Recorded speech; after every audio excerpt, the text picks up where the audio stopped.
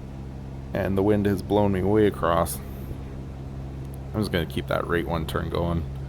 And as we're going in the wind, you'll notice that it's going to be, we're going to turn over less ground. In fact, now we're like cutting across the field.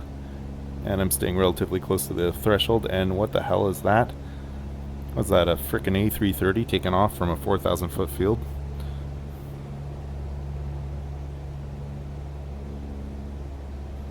Oh, this I gotta see.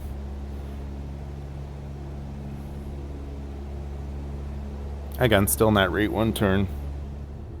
And of course, circuit practice, you're looking out the window, not at your gauges. I mean, you're peeking at them, but you want to look at the field, you want to look at your rate of descent, you want to look outside, and you want to look around. And you know, my eyes are locked on the numbers right now. And it's cool if you got the Flight Sim does a pretty good job at being able to simulate a side slip or forward slip. Right now I'm doing a side slipped, so relative to the wind. And again, really only works well if you're using VR, because there's a whole bunch of stuff that your brain does and your eyes and so on. A big part of controlling an aircraft. And one thing that's not getting captured here is my eye movements and what my eyes are actually looking at. Because the VR is 3D and has depth of field, I really am looking at things that are being projected, like not at the center all the time of this view. Oh yeah, that was nice and solid, or soft.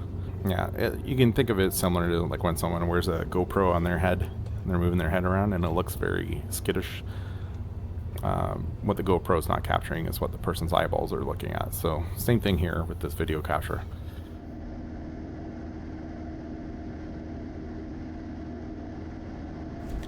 Okay, welcome back, and let's summarize. I talked a lot about the advantages of VR. Again, this summary is based on VR use only. I think these scores will be completely different if we're using a monitor setup.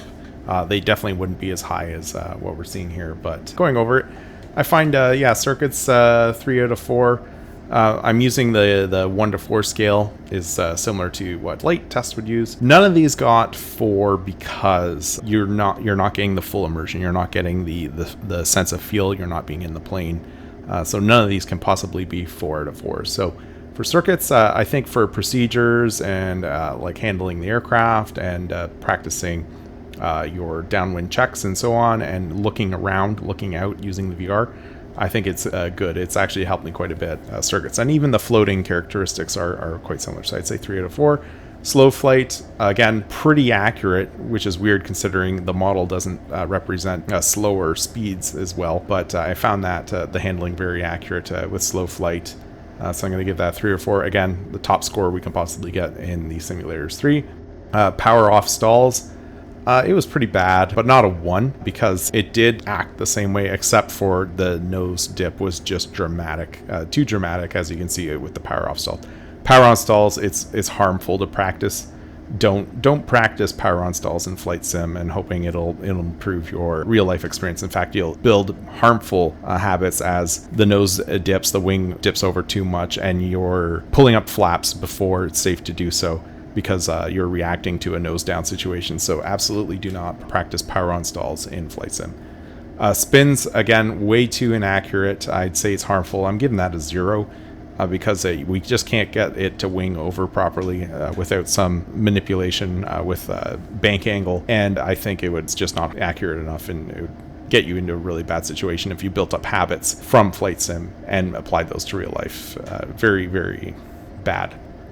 Forced approaches, I found the way the aircraft glides very accurate, and you get that time to practice your cause checks, your mayday call, your passenger briefing, and choosing a field. So I think that's great. Again, top marks is possible as 3 because you're not getting the feel. Precautionary, same thing. Again, we're talking about like the way the aircraft glides and leveling it off and so on. And illusions caused by drift, I'm quite surprised how well that's represented in flight sim when using VR. So really cool stuff there.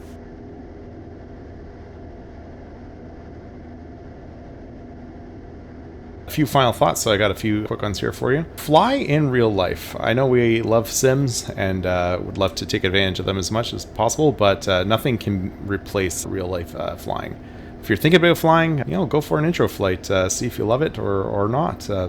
Number 2, don't practice the flight exercises ahead of time, ahead of your instruction, because you'd be surprised how much you may or may not know until after you've done the exercise with your instructor. And just like practicing and looking at the panel, you might form some bad habits. So I highly recommend practicing in the sim after you've done the instruction in real life. And number 3, treat the sim like real life. Habits will form in the sim and may translate to real life, so you have to remember the sim can be helpful, it can also be harmful, so don't form bad habits in the sim. 4, go VR. I can't stress this enough if you're trying to use the sim to assist with your in real life training. Again, if you've flown in a plane in real life, you understand the importance of looking around and those habits that you build. And 5, tell me what you think in the comments. If you want to see more stuff like this comparing the sim world to real life, let me know some ideas of what you think you'd like to see, or just tell me anything else you'd like to see on this channel. And thank you for your time, and thanks for watching.